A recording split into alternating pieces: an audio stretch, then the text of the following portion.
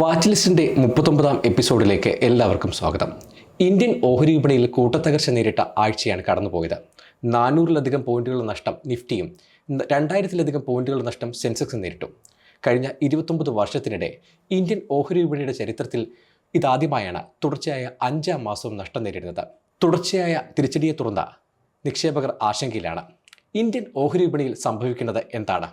ആഗോള ഘടകങ്ങൾ ഇനി എങ്ങനെയാണ് സ്വാധീനിക്കുക? വാച്ച് ലിസ്റ്റ് പരിശോധിക്കുകയാണ്.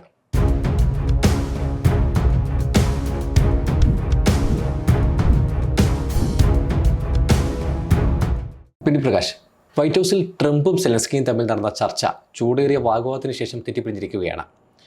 ഇന്ത്യൻ വിപണിയെ മാർക്കറ്റിനെ ഇതെങ്ങനെയാണ് സ്വാധീനിക്കുക?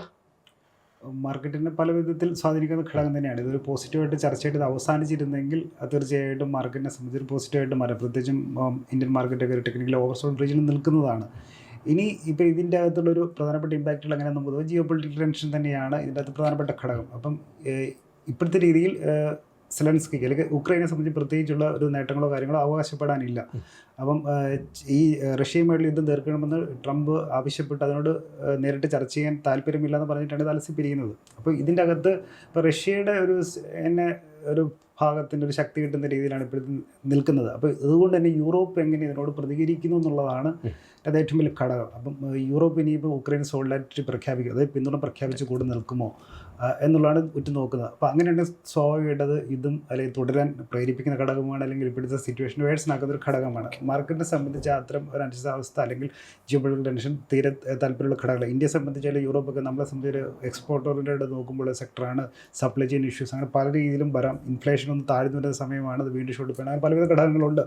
അപ്പോൾ ആ ജിയോ പൊളിറ്റിക്കൽ ടെൻഷൻ എന്നുള്ളത്. അപ്പോൾ യൂറോപ്പ് എങ്ങനെ പ്രതികരിക്കുന്നുള്ളതാണ് ഒന്നാമത്തെ കാര്യം. ഇതാണ് എൻ്റെ ഒരു ഷോർട്ട് ടൈം ആയിട്ട്. ഇതിൻ്റെ ലോങ് ടൈം ഇമ്പാക്റ്റ് നോക്കുകയാണെങ്കിൽ ഇപ്പം US എടുക്കുന്ന ഒരു സ്ട്രാറ്റജി എന്ന് പറയുന്നത്, അല്ലെങ്കിൽ ഇപ്പോഴത്തെ നിലപാടെന്ന് പറയുമ്പം അവരാദ്യം കൂടെ നിൽക്കുന്നത് പിന്നെ മാറുന്നൊക്കെയുള്ള രീതിയിലാണ്. അപ്പോൾ സ്വാഭാവികമായിട്ടും പലയിടത്തും ഇതേപോലുള്ള കക്ഷി ബന്ധത്തിലുള്ള വിള്ളലുകളുള്ളിടത്തൊക്കെ വേണമെങ്കിൽ ചില ടെൻഷനുകളൊക്കെ വരുന്ന വരും. അപ്പോൾ അതിലേറ്റവും ലോകം തന്നെ വിട്ടു നോക്കുന്നത് ചൈന തായ്വാനൊക്കെ ഉള്ള കാര്യങ്ങളാണ്. അപ്പോൾ ഈയിടെയും ഇത്തവണത്തെ ന്യൂ ഇയറിന് പോലും തായ്വാൻ്റെ കാര്യം പറഞ്ഞുകൊണ്ടായിരുന്നു ഷീ ജിൻപിങ്ങിൻ്റെ ഒരു ന്യൂ ഇയർ അഡ്രസ്സ് പോലും ഉണ്ടായിട്ടുള്ളത്. അപ്പം ചൈന തായ്വാൻ ഇഷ്യൂ ഒക്കെ സംബന്ധിച്ച് സൗത്ത് ചൈന സീയിൽ എന്തൊരു കാര്യങ്ങളും ഇന്ത്യയെ സംബന്ധിച്ചൊക്കെ ബാധിക്കാവുന്ന ഘടകങ്ങൾ, ഗ്ലോബൽ ട്രേഡ് നടക്കുന്ന ഏരിയകളൊക്കെയാണ്. അവിടുത്തെ അതൊക്കെ ലോങ് ടൈം ആയിട്ടുള്ള കാര്യങ്ങളാണ്. ഇത് എങ്ങനെ പോകുന്നു, ഇതിൻ്റെ ഡെവലപ്മെൻറ്റ് അനുസരിച്ച് ഷോർട്ട് ടൈമായിട്ട് മാർക്കറ്റിനെ സംബന്ധിച്ച് യൂറോപ്പിൻ്റെ പ്രതികരണമാണ്. യൂറോപ്പ് ഇത് സോൾഡായിട്ട് പറയൂ, അതല്ല ട്രംപിൻ്റെ പറയുന്നതനുസരിച്ച് നിങ്ങൾ ചർച്ച ചെയ്ത് തീർക്കുക, ഇത് പരിഹരിക്കാം എന്നുള്ള പറയുന്നതെങ്കിൽ സ്വാഭാവികമായിട്ടും അതൊരു മാർക്കറ്റിനെ സംബന്ധിച്ച് പോസിറ്റീവാകും. പക്ഷേ അവിടെ നോക്കുമ്പം ഡോളർ സ്ട്രെങ്തൻ ആകാനുള്ള സാധ്യതയൊക്കെ ഉണ്ട്. അത് വെച്ച് ഇപ്പോൾ ട്രംപ് പറഞ്ഞിട്ട് കാര്യങ്ങൾ എത്തിക്കുകയാണ്. അപ്പം ആ ഡോളർ സ്ട്രെങ്തൻ ആകുകയാണെങ്കിൽ സ്വാഭാവികമായിട്ട് ഇന്ത്യൻ റുപ്പിയിൽ ഒരു പ്രശ്നമുണ്ട്. അത് ഇന്ത്യയെ സംബന്ധിച്ച് നെഗറ്റീവ് ആയിട്ടുള്ളൊരു ഘടകമാണ്. പ്രത്യേകിച്ച് നമ്മുടെ ഇമ്പോർട്ട് ഓറിയൻറ്റഡ് ആയിട്ടുള്ള കാര്യങ്ങൾക്കെല്ലാം നമുക്ക് ഇറക്കുന്ന ചിലവ് കൂട്ടുന്നൊരു ഘടകമാണ്. ഇനി ഇവർ സോളിഡാരിറ്റി പറഞ്ഞ് കൂടെ നിൽക്കാൻ പോവുകയാണെങ്കിൽ നെഗറ്റീവാണ്, മാർക്കറ്റിനെ സംബന്ധിച്ച് വേഴ്സനാക്കുന്ന ഒരു ഘടകമാണ്. അതോടൊപ്പം FI സെല്ലിംഗ് കൂട്ടുമോ? തീർച്ചയായിട്ടും ഒരു അൺസർട്ടനിറ്റി ഉണ്ട്. ഇപ്പം ഫെബ്രുവരിയിൽ നോക്കുകയാണെങ്കിൽ FISൻ്റെ ഒരു FROയിൽ അവരൊരു ഷോർട്ട് പൊസിഷൻ്റെ നോക്കുമ്പോൾ 1.1 ഏകദേശം 2 ലക്ഷത്തോളം നമ്മൾ കോൺട്രാക്റ്റിലുണ്ടായിരുന്നു. ഇപ്പം പുതിയ FAൻ്റെ കോൺട്രാക്റ്റിലേക്ക് മാറിയപ്പോൾ ആ റോൾ ഓവർ വളരെ ശക്തമായിട്ട് തന്നെയാണ്. 1.73 ലാക്ക് കോൺട്രാക്റ്റ് ഇപ്പോഴും നെറ്റ് ഷോർട്ട് പൊസിഷൻ കിടക്കുന്നുണ്ട്. എന്ന് പറയുമ്പം ഈ ഒരു അൺസർട്ടനിറ്റി നിൽക്കുന്നിടത്തോളം ഇവർ ഈ ഷോർട്ട് പൊസിഷൻ കവർ ചെയ്യാനുള്ള സാധ്യത കുറയ്ക്കുന്ന ഒരു ഘടകമാണിത്. അപ്പോൾ ഇവിടെ ഒരു പോസിറ്റീവായിട്ടൊരു ചർച്ചാഫലം കിട്ടിയിരുന്നെങ്കിൽ സ്വാഭാവികമായിട്ട് ഒരു ഷോർട്ട് കവർ ചെയ്യാൻ ശ്രമിച്ചിരുന്നെങ്കിൽ ഇൻ മാർക്കറ്റ് സമയത്ത് റിക്കവറി കിട്ടുന്നൊരു ഘടകമായിരുന്നു. അപ്പോൾ വീണ്ടും ഒരു അൺസർട്ടനിറ്റി നിൽക്കുകയാണെങ്കിൽ യൂറോപ്പിന് പ്രതികരണങ്ങൾ തന്നെ ഇത് എങ്ങനെ ഡെവലപ്പ് ചെയ്യുന്നുള്ളതിനനുസരിച്ചിരിക്കും ബാക്കി ഘടകങ്ങൾ. അപ്പോൾ അതുകൊണ്ട് തന്നെ ഇപ്പോൾ വളരെയധികം ഷോർട്ട് പൊസിഷനിലാണ്, അതായത് മാർക്കറ്റ് സെല്ലിംഗ് പ്രശ്നം ഉണ്ടാക്കുന്ന ഒരു ഘടകമാണത്. ആ ഒരു സ്റ്റാൻഡിലാണ് FIs നിൽക്കുന്നത്. അത് വീണ്ടും അതേ നില അവർക്ക് തുടരാനുള്ള പ്രേരിപ്പിക്കുന്നൊരു ഘടകമാണ്. ഇന്ത്യൻ മാർക്കറ്റ് ഒരു പോസിറ്റീവായിട്ടുള്ളൊരു ഘടകമല്ലത്. ഓക്കെ, നമുക്ക് US എന്തുകൊണ്ടാണ് ഇങ്ങനെ ചെയ്യുന്നത്? അതോടൊപ്പം റഷ്യയുടെ നീക്കം എന്താകും, ചൈനയുടെ നിലപാട് എന്താകും? ആ ഒരു ചൈനയുടെ നിലപാട് ഞാൻ ലോങ് ടൈം എന്നുള്ള രീതിയിൽ സൂചിപ്പിച്ചാണ്. കാരണം ഇപ്പോഴത്തെ ഒരു പൊസിഷൻ വെച്ച് നോക്കുമ്പോൾ ആർക്കും എന്ത് ചെയ്യാമെന്ന രീതിയിലാണ്. അപ്പം ചൈന സ്വാഭാവികമായിട്ട് തായ്വാനെ ഉള്ള രീതിയിൽ എന്തെങ്കിലും അഗ്രഷൻ ശ്രമിക്കുക എന്നുള്ളതുണ്ട്. അത് സൗത്ത് ചൈന സീയിൽ വരുന്ന പ്രശ്നം നമ്മളെയൊക്കെ ബാധിക്കുന്ന ഘടകങ്ങളാണ്. ഇത് ഇപ്പം സൗത്ത് ചൈന സീയിൽ വരുന്ന പ്രശ്നങ്ങളും ഇന്ത്യയെ ബാധിക്കാവുന്നില്ല. പല തലത്തിലും സൈനിക ഭരണതലങ്ങളിലൊക്കെ സ്വാധീനിക്കപ്പെടുന്ന ഒരു ഘടകം തന്നെയാണ്. റഷ്യയെ സംബന്ധിച്ച് ഇപ്പോൾ റഷ്യ എനിക്ക് തോന്നുന്നില്ല കാര്യം യുദ്ധം അധികം നീട്ടിക്കൊണ്ടു പോകാൻ താല്പര്യപ്പെടുന്നില്ല. കാര്യം ഇത് ഒരു വാർ എന്ന് പറയുന്നത് ഒരുപാട് കാശ് ചിലവാക്കേണ്ട ഒരു എക്സർസൈസ് തന്നെയാണ്. പിന്നെ മാത്രമല്ല ഇപ്പോൾ അവിടെയും അകത്തുനിന്നുള്ളവർക്ക് അധികം യുദ്ധം ചെയ്യാനൊക്കെ ഇവർക്ക് ആൾക്കാരെ കിട്ടുന്നില്ല എന്നുള്ള പല വാർത്തകളും നമ്മൾ കേട്ടിട്ടുണ്ടായിരുന്നു. പിന്നെ മാത്രമല്ല ഈ റഷ്യൻ എക്കണോമിയിൽ ഇതൊരു തരത്തിൽ വളരെയധികം കുറേയൊക്കെ ബാധിച്ചിട്ടുണ്ട്. അപ്പം അതിൽ നിന്നൊക്കെ ഒഴിവായിട്ട് മാറിപ്പോരാനും പുടിനെ സംബന്ധിച്ച് കിട്ടുന്നൊരു അവസരമാണ്. യുദ്ധം നീട്ടിക്കൊണ്ട് പോകണമെന്നില്ല, കാര്യം ഇപ്പോഴത്തെ രീതിയിലായാലും അവർ കൈയടക്കി വെച്ചേക്കുന്ന സ്ഥലങ്ങൾ നിർത്തിക്കൊണ്ടുള്ള ചിലപ്പോൾ ഒരു പിൻവാങ്ങലിനൊക്കെ ആയിരിക്കാം ചർച്ചകളൊക്കെ നടക്കുക. പിന്നെ യു എസ് ഇതുകൊണ്ട് ചെയ്യുന്നതെന്ന് ചോദിച്ചു കഴിഞ്ഞാൽ യു എസ് യൂറോപ്പുമായിട്ടൊരു ബാർഗെയിനിങ് ചെയ്യുന്നതായിട്ടാണ് നമുക്ക് തോന്നുന്നത്. പ്രത്യേകിച്ച് കരിച്ച ഇപ്പോൾ ഒരു ഇതിൻ്റെയൊക്കെ ഒരു ഇത് എഫക്റ്റ് നോക്കുമ്പം ഒരു യു എസും വെസ്റ്റും തമ്മിലുള്ള ഒരു ഭിന്നത നമുക്ക് കാണാൻ കഴിയും. യു എസിൻ്റെ ടെക് കമ്പനികൾക്ക് വേണ്ടിയിട്ടുള്ള ഒരു ബാർഗെയിനിങ് ആണ് ട്രംപ് നടത്തുന്നതാണ് എനിക്ക് പ്രത്യക്ഷത്തിൽ തോന്നുന്നത്. കാര്യം എന്താ വെച്ച് കഴിഞ്ഞപ്പോൾ നമുക്കൊരു ആൻറ്റി ട്രസ്റ്റ് ഡാറ്റ പ്രൊട്ടക്ഷൻ കേസുകളിലൊക്കെ ഈ യു എസ് ടെക് കമ്പനികൾക്ക് മെറ്റായാലും ഗൂഗിളിലൊക്കെ വളരെ വലിയ രീതിയിലുള്ള ഒരു ഫൈനുകളൊക്കെ നമ്മൾ 2018 സമയത്ത് കേട്ടിട്ടുണ്ട്. അന്നും ട്രംപിൻ്റെ ഒന്നാം ഭരണകാലഘട്ട സമയത്താണ് അതൊക്കെ കിട്ടിയിട്ടുള്ളത്. അപ്പം ഈ ടെക് കമ്പനികളുടെ ഭാഗത്തുനിന്നുള്ളൊരു ലോബിയിങ് കൊണ്ട് അപ്പം അദ്ദേഹത്തിന് ആ രീതിയിൽ ഒരു ഈ ചർച്ചകളിലൂടെ ഇവർക്ക് സ്വതന്ത്രമായിട്ട് പ്രവർത്തിക്കാനുള്ള സംവിധാനം ഉണ്ടാക്കുക, അല്ലെങ്കിൽ സാഹചര്യം ഉണ്ടാക്കുക. കാര്യം ഇപ്പോഴത്തെ ഒരു ടെക്നോളജിക്കൽ ഇവല്യൂഷനൊക്കെ ഒരുപാട് ഡാറ്റകളൊക്കെ വേണ്ടതാണ്. അപ്പോൾ അവർക്ക് അത് അതിൻ്റെ എത്തിക്കൽ വശത്തിൽ നോക്കിയാൽ നമുക്കതിൽ അനുകൂലിക്കാൻ കഴിയത്തൊന്നുമില്ല. പക്ഷേ യു എസ് ശ്രമിക്കുന്ന അവരുടെ കമ്പനികൾക്ക് ടെക് കമ്പനികൾക്ക് വേണ്ടിയുള്ള ബാർഗെയിനിങ് ആയിട്ടാണ് നമുക്ക് വിലയിരുത്താൻ കഴിയുക. പിന്നെ നോക്കിയാണെങ്കിലും ഇൻഫ്ലേഷൻ ഷൂട്ടപ്പ് ചെയ്തിരുന്ന സമയത്താണ്. അപ്പോൾ 2022 ഫെബ്രുവരിയിലാണ് റഷ്യ ഉക്രൈൻ വാർ ഉണ്ടാകുന്നത്. അപ്പം 2022 ജൂൺ ജൂലൈ സമയത്താണ് അമേരിക്കയിൽ ഇൻഫ്ലേഷൻ 9% എത്തിയത്. ഇപ്പോൾ കഴിഞ്ഞ ദിവസം പോലെ ഈ ചർച്ച നെഗറ്റീവ് ഒരു കാര്യമായിട്ട് റിസൾട്ട് ഇല്ലാതെ അലസിപ്പിരിഞ്ഞ സമയത്ത് ആദ്യം ഇവിടുത്തെ മാർക്കറ്റ് വീഴുകയാണ് ഉണ്ടായത്, യു എസ് മാർക്കറ്റ്. പിന്നീടാണ് റീബൗണ്ട് ചെയ്യുന്നത്. അപ്പോൾ റീബൗണ്ട് ചെയ്യുന്നതെന്ന് വെച്ചാൽ അത് ആ സമയത്ത് ഇൻഫ്ലേഷൻ ഇല്ലെന്ന എക്സ്പെക്റ്റേഷനിൽ വന്നുകൊണ്ടാണ്. കോർ PCE ഒക്കെ 2.6 താന്നു എന്നുള്ളതാണ്. അപ്പം ആ ഒരു ഇൻഫ്ലേഷൻ താന്നു നിൽക്കുന്ന സമയത്ത് അവർ പ്ലോട്ട് ചെയ്യാൻ ശ്രമിക്കുന്നതിനൊക്കെ നമുക്ക് അങ്ങനെയൊക്കെ ചേർത്ത് വായിക്കും. ഈ ഇൻ്റർനാഷണൽ പൊളിറ്റിക്സിലുള്ള കാര്യങ്ങൾ അതിന് മാർക്കറ്റുമായി ബന്ധപ്പെടുന്ന കാര്യങ്ങൾ നമുക്ക് നേരത്തിൽ ചിന്തിച്ചാൽ കിട്ടത്തില്ല. ഇതിനൊന്നും നമുക്കധികം കാര്യങ്ങൾ അങ്ങനെ പറയാൻ കഴിയും. ഇങ്ങനത്തെ ഒരു ലോജിക്കലായിട്ടൊക്കെ തന്നെ നമുക്ക് റീഡ് ചെയ്യാൻ കഴിയും. പിന്നെ പ്രകാശ്, വാച്ച് ലിസ്റ്റിൻ്റെ 38 എപ്പിസോഡിൽ നമ്മൾ ഡീപ് സീക്കിനെ കുറിച്ചാണ് പറഞ്ഞത്. ഡീപ് സീക്കും ഇന്ത്യൻ ഓഹരി വിപണിയും തുടങ്ങിയ കാര്യങ്ങളാണ് നമ്മൾ ചർച്ച ചെയ്തത്. ഇപ്പോഴത്തെ ഡീപ് സീക്ക് പുതിയ ടൂളുകൾ അവതരിപ്പിച്ചിരിക്കുകയാണ്.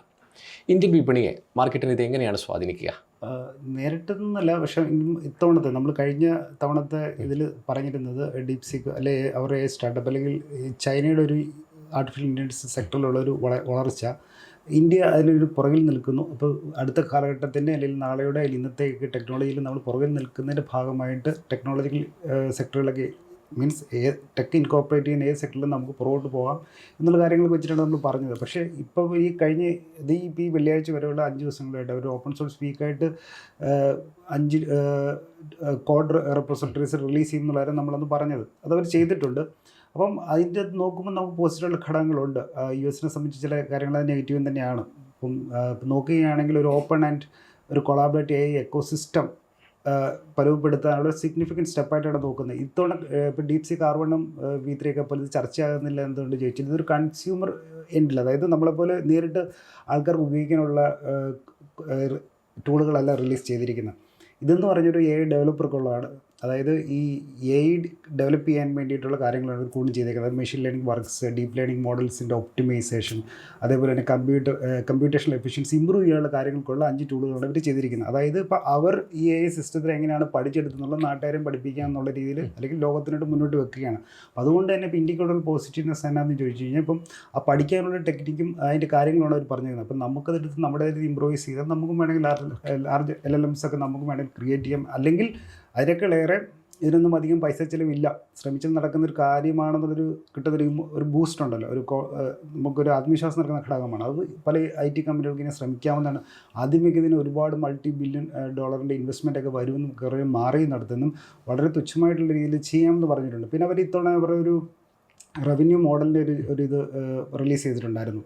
അപ്പോൾ അവർ ഈ വർഷം പ്രതീക്ഷിക്കുന്നത് $205 മില്യൺ ഒരു റവന്യൂ ആണ് പ്രതീക്ഷിക്കുന്നത്. അതിൻ്റെ ഇമ്പോർട്ടൻറ്റ് ഘടകം എന്ന് പറയുന്നത് അവരുടെ പ്രോഫിറ്റ് മാർജിൻ എന്ന് പറയുന്നത് 85% ആണ്. അപ്പം അത് വളരെ ഇമ്പോർട്ടൻ്റ് ആയിട്ടൊരു ഘടകമാണ്. അപ്പോൾ വളരെ ചിലവ് കുറച്ചും അവർക്ക് ഇത്രയും 85% പ്രോഫിറ്റ് മാർജിൻ എന്നൊക്കെ പറഞ്ഞാൽ ഭയങ്കരം ഉള്ള റീച്ചാണ്. അപ്പം അതൊരു AI ഇൻഡസ്ട്രിയിലെ ഒരു പ്രൈസിങ് സ്ട്രാറ്റജികളൊക്കെ സ്വാധീനിക്കുന്ന ഒരു ഘടകമാണ്. അതും ഇന്ത്യക്ക് ഗുണമായിട്ട് വരും. കാരണം ഇതിൻ്റെ എല്ലാം ഒരു ആകത്തുക നോക്കുമ്പോൾ US എന്തുകൊണ്ട് എതിരാകുന്നു എന്ന് ചോദിച്ചു കഴിഞ്ഞാൽ ഇത് ഇപ്പോൾ US സുപ്രീമസി ഉണ്ട് ആർട്ടിഫിഷ്യൽ ഇൻ്റലിജൻസ് സെക്ടറിൽ. അപ്പോൾ അതിനെ ചോദ്യം ചെയ്യുന്നതിൽ ചൈന വരുമ്പോൾ സ്വാഭാവികമായിട്ടും ഇവിടെ FISൻ്റെ ഒരു ഔട്ട്ഫ്ലോ നടക്കുന്നുണ്ട്. അപ്പം ചൈന പുതിയ കാലഘട്ടത്തിനനുസരിച്ചുള്ള ടെക്നോളജിയിൽ അവർ സോഫ്റ്റ്വെയർ പുറകിലായിരുന്നൊരു പഴി ഉണ്ടായിരുന്നു. അപ്പോൾ അതിനെ മാറുന്ന രീതിയിൽ പുതിയ റോബോട്ടിക്സ് അല്ലെങ്കിൽ AI പോലുള്ള റോബോട്ടിക്സിനെ പറ്റി ഇവരിൽ വലിയ സംഭവങ്ങളുണ്ടെന്ന് ലോകം ഈ രീതിയിൽ കണക്കാക്കുന്നുണ്ട്. അപ്പോൾ അതിനെ അടിവരയിടുന്ന രീതിയിലാണ് ഡീപ് സീക്കിൻ്റെ ഒരു AI ആർട്ടിഫിഷ്യൽ ഇൻ്റലിജൻസ് മേഖല അവർ കാണിച്ചത്.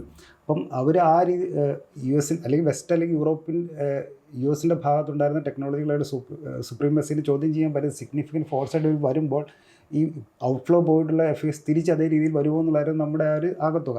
ഇപ്പോഴും ആ കാര്യങ്ങൾക്ക് അധികം മാറ്റം സംഭവിച്ചില്ല. പക്ഷേ ഇന്ത്യക്കും ഇപ്പോൾ ഈ വിട്ടേക്കുന്ന ഇവർ റിലീസ് ചെയ്തിട്ടുള്ള കാര്യങ്ങളിലൂടെ പഠിച്ചെടുക്കാനും അതായത് അവരെങ്ങനെ അത് പഠിച്ചു എന്നുള്ള കാര്യങ്ങളാണ് അതിൻ്റെ അത് വളരെ ഒരു ലേമൻ രീതിയിൽ പറഞ്ഞാൽ ആണ് ഉദ്ദേശിക്കുന്നത്. അപ്പോൾ അത് നമുക്കും പെട്ടെന്ന് പഠിച്ചെടുക്കാൻ കഴിയും. പിന്നെ അവർ റവന്യൂ മോഡൽ വിട്ടേക്കുന്നതൊക്കെ കൊണ്ട് ഇത് വളരെ കോസ്റ്റ് എഫക്റ്റീവായിട്ട് ചെയ്യാമെന്നുള്ള വളരെ ഒരു കോൺഫിഡൻസ് ബൂസ്റ്റ് ഇട്ടിട്ടുണ്ട്.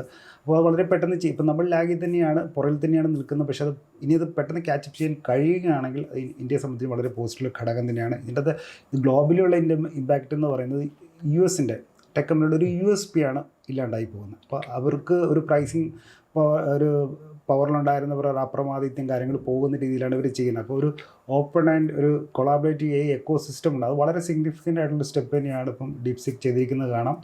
അത് നമുക്ക് തുടർന്നും അത് നിരീക്ഷിക്കേണ്ടതും പിന്തുടരേണ്ട കാര്യങ്ങൾ തന്നെയാണ്. എന്തായാലും പോസിറ്റീവുള്ള സ്റ്റെപ്പായിട്ട് നമുക്ക് കണക്കാക്കാൻ കഴിയും. കടന്നുപോയ ആഴ്ചക്കാലയളവിൻ്റെ ആദ്യ ദിനങ്ങളിൽ ഫ്ലാറ്റ് ക്ലോസിംഗ് ആയിരുന്നു നടന്നത്. പക്ഷേ വെള്ളിയാഴ്ച കാര്യങ്ങൾ തകിടം മറിഞ്ഞു, കൂട്ടത്തകർച്ച നേരിട്ടു. എന്താണ് ഇതിൻ്റെ കാരണം? വെള്ളിയാഴ്ച അതായത് കഴിഞ്ഞ 4 ദിവസം അതിന് മുന്നത്തെ 4 ദിവസം വളരെ ഒരു നാരോ റേഞ്ച് ട്രേഡിംഗ് ആയിരുന്നു. ഓൾമോസ്റ്റ് കഴിഞ്ഞ 7 ദിവസം നോക്കിയാൽ ഫ്ലാറ്റ് ക്ലോസിംഗ് ആയിരുന്നു. അപ്പോൾ അതിൽ നിന്ന് സിഗ്നിഫിക്കൻ്റ് ലെവൽസ് ബ്രേക്ക് ഡൗൺ ചെയ്ത് മാർക്കറ്റ് ഫോളോ ചെയ്ത് നമ്മൾ കണ്ടത്. വെള്ളിയാഴ്ച പർട്ടിക്കുലർ ഒന്നൊരു പുതിയ F&O ഇതിലോട്ട് വന്നിട്ടുണ്ട്, മാറിയിട്ടുണ്ട്. അപ്പോൾ FAs നോക്കുകയാണെങ്കിൽ റോൾ ഓവർ അതേപോലെ ഓൾമോസ്റ്റ് അതേ രീതിയിലുള്ള ഷോർട്ട് പൊസിഷൻ അവർ ചെയ്തിട്ടുണ്ട്. മെയിനായിട്ട് മാർക്കറ്റ് സെൻറ്റിമെൻറ്റ്സിനെ ബാധിച്ച ഘടകം എന്ന് പറഞ്ഞാൽ ഒന്നും പറഞ്ഞാൽ ഈ ട്രേഡ് താരിഫുമായിട്ട് US-ൻ്റെ ഭാഗത്തു നിന്നുണ്ടായേക്കുന്ന അന്ന് ഫെബ്രുവരി 27-ന് ട്രംപിൻ്റെ ഭാഗത്തു നിന്നൊരു കുറേ പ്രഖ്യാപനങ്ങൾ വന്നിട്ടുണ്ട്. അതായത് ചൈനയ്ക്കെതിരെ വീണ്ടും 10% ഒരു ഇമ്പോർട്ട് ഡ്യൂട്ടിയുടെ അധികമായിട്ട് ചുമത്തുന്ന ഒരു കാര്യം വന്നിട്ടുണ്ട് പറഞ്ഞായിരുന്നു. ഓൾറെഡി 10% ചുമത്തിയാണ്, വീണ്ടും 10% ചുമത്തുമ്പം ഇതിനോട് ഇനി ചൈന എങ്ങനെ റീറ്റാലിയേറ്റ് ചെയ്യുന്നത്. അപ്പോൾ ആദ്യം പറയുന്നത് പോട്ടേന്ന് വിചാരിക്കാം.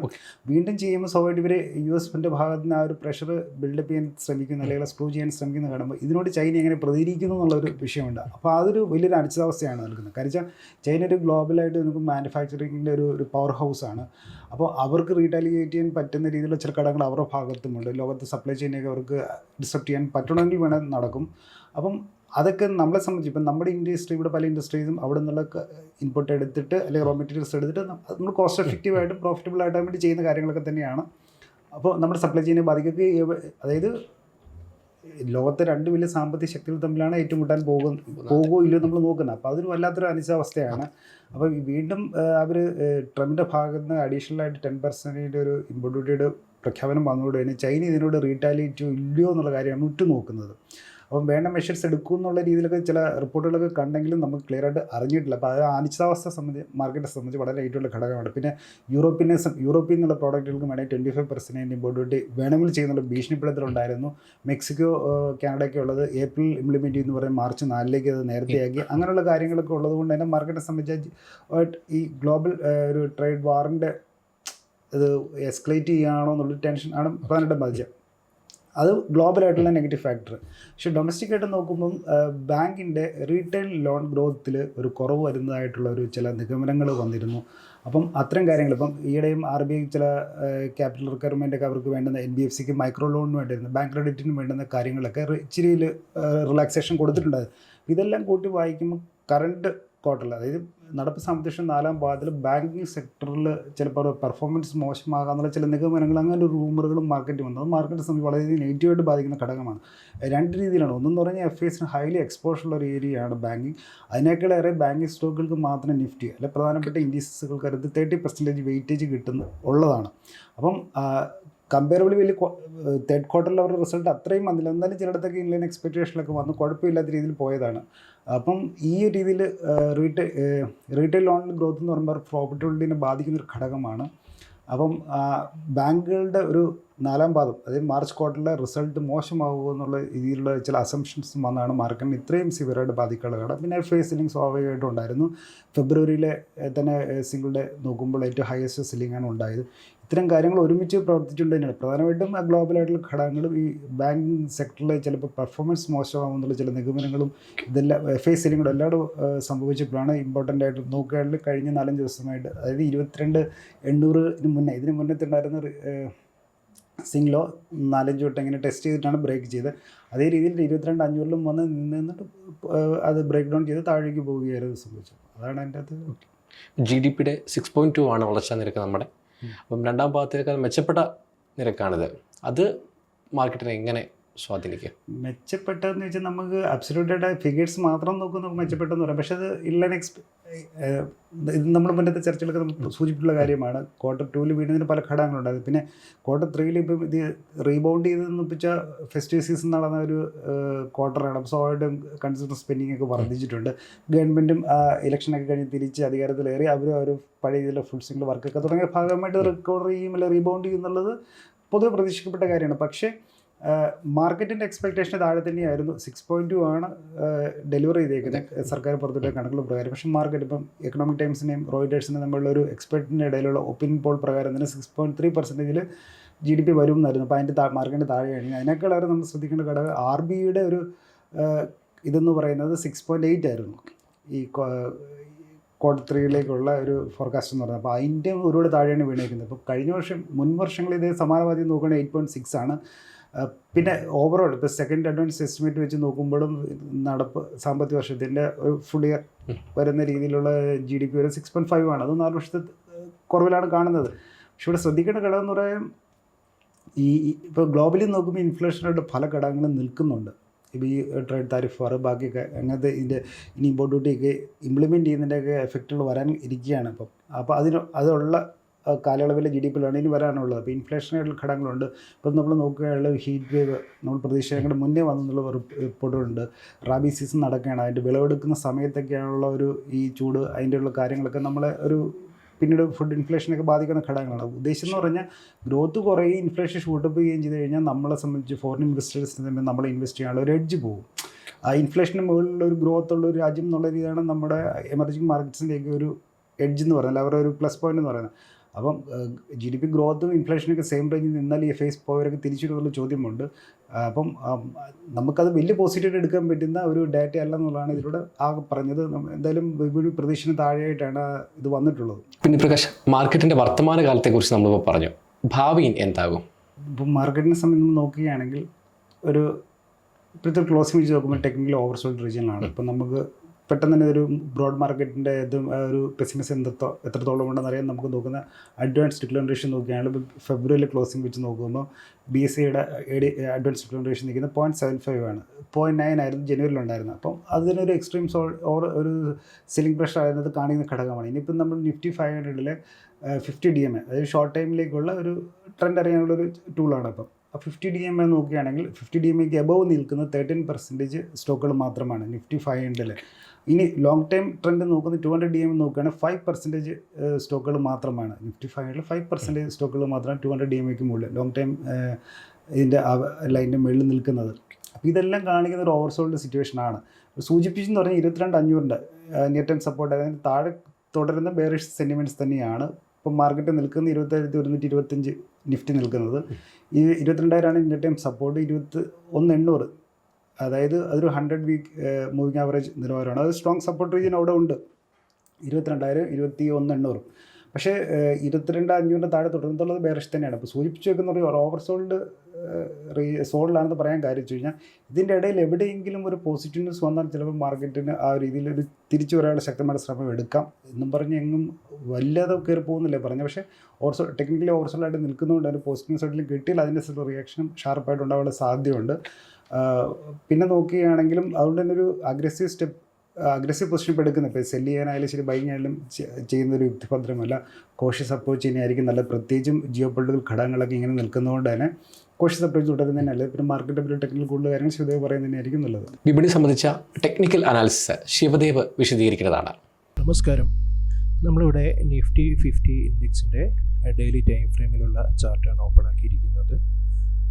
നമുക്ക് ഇവിടെ നോക്കുമ്പോൾ ഇത് ലാസ്റ്റ് ഫ്രൈഡേ ആണ്, ഫെബ്രുവരി 28-ന് വലിയൊരു റെഡ് മാരബോസ് ക്യാൻഡിലാണ് ഫോം ചെയ്തിരിക്കുന്നത്. വലിയൊരു ഡൗൺഫോളാണ് മാർക്കറ്റിലുണ്ടായത്.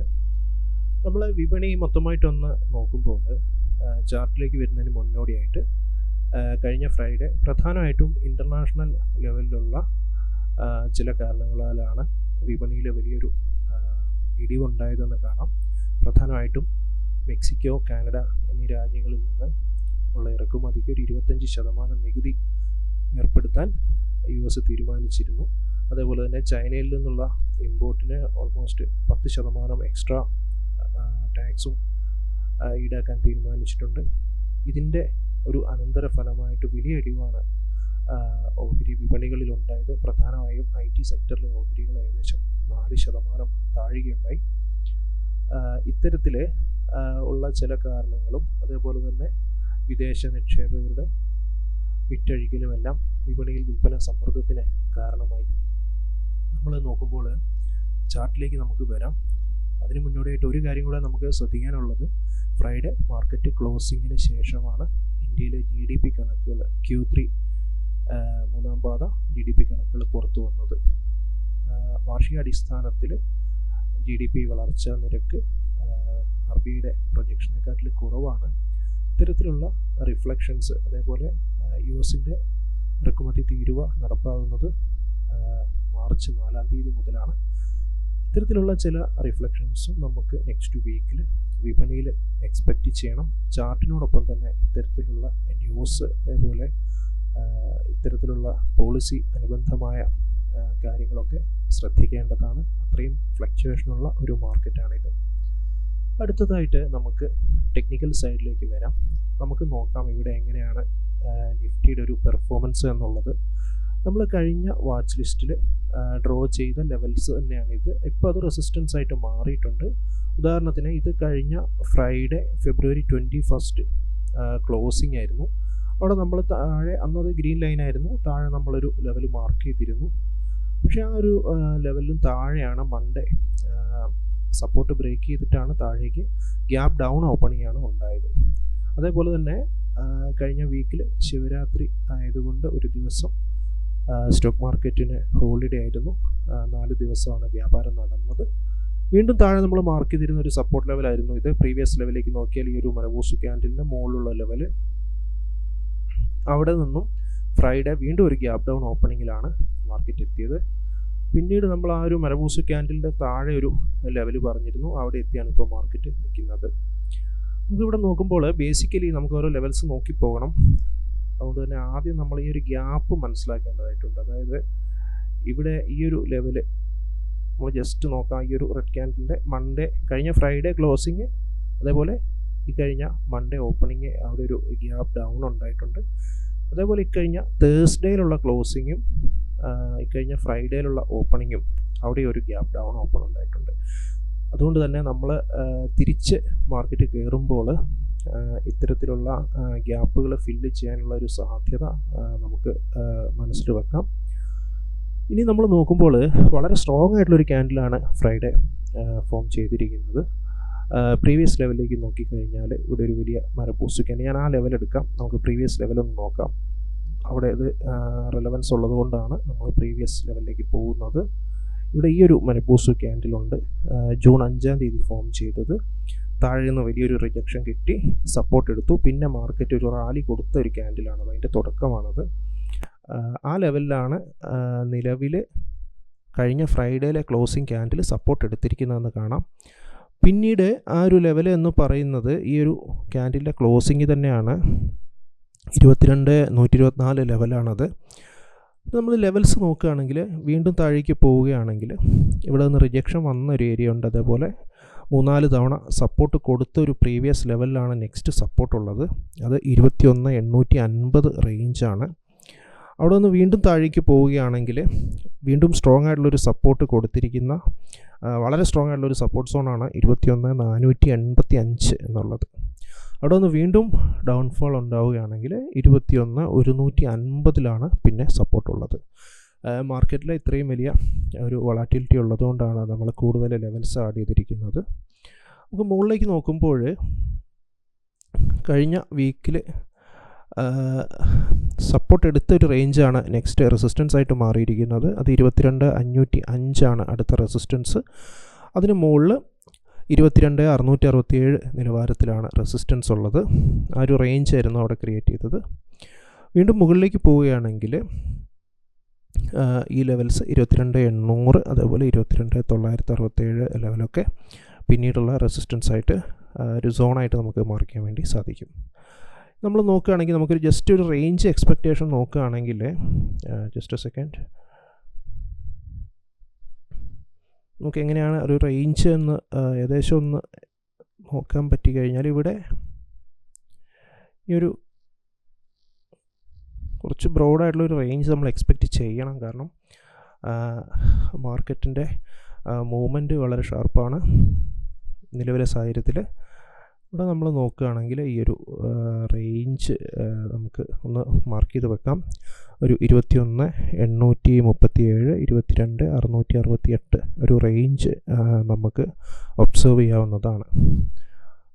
അതേപോലെ നമുക്ക് വീക്ക്ലി ലെവൽസ് ഒന്ന് നോക്കാം, നിഫ്റ്റിയുടേത് എങ്ങനെയാണ് എന്നുള്ളത്. നമ്മൾ നോക്കിക്കഴിഞ്ഞാൽ ഇപ്പോൾ തൽക്കാലം നമുക്ക് ഈ ഒരു റേഞ്ച് ഒഴിവാക്കാം. ലെവൽസ് അവിടെ നിന്നോട്ടെ, നമുക്ക് സെയിം ലെവൽസ് തന്നെയാണ് വീക്ക്ലി ആണെങ്കിലും. വീക്ക്ലി ലെവലിലും വളരെ സ്ട്രോങ് ആയിട്ടുള്ളൊരു ക്യാൻഡിൽ ക്ലോസിംഗ് ആണ് നമുക്ക് കാണാൻ വേണ്ടി സാധിക്കുന്നത്. വീക്ക്ലി ലെവലിലും സപ്പോർട്ട് എടുത്ത പ്രീവിയസ് സോണിലാണ് ക്യാൻഡിൽ ക്ലോസിംഗ് നടത്തിയിരിക്കുന്നത്.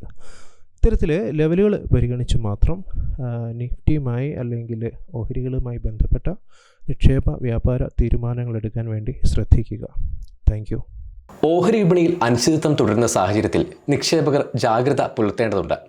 പ്രേക്ഷകർ നിക്ഷേപിക്കുന്നതിന് മുമ്പ് സ്വന്തം നിലയിൽ പഠനം നടത്തുകയോ സെബി അംഗീകൃത സാമ്പത്തിക വിദഗ്ധൻ്റെ സേവനം തേടുകയോ ചെയ്യണം. വിപണിയെ സംബന്ധിച്ച വിശകലനങ്ങളുമായി അടുത്ത എപ്പിസോഡിൽ കാണാം.